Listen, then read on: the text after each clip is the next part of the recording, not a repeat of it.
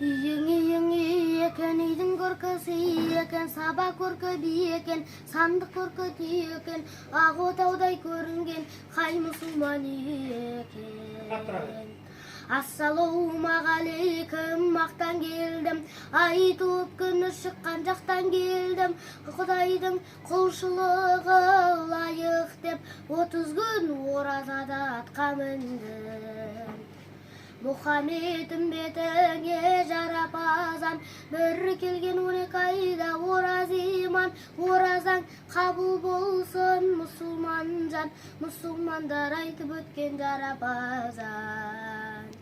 Меккеде бір ағаш бар, басы қара, жеңешем ұл туады қасы қара, жеңешем ұл туған соң қасы қара, жатады ой бауырына басып қала.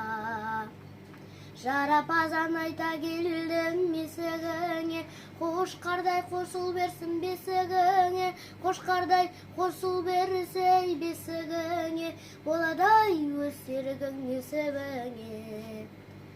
Айтқанда жарапазан тоямыз ба, салтының мұсылманның қоямыз ба, салтының мұсылманның қойып кетсек, барған соң ана жақта оңамыз ба. Уағдай мұңдасын, оңынан қолдасын, үйімізде еш жаманшылық болмасын, қайда жүрсеңіздерде қыдырата қолдасын, бала шағаларыңыздың қызығын көріңіздер.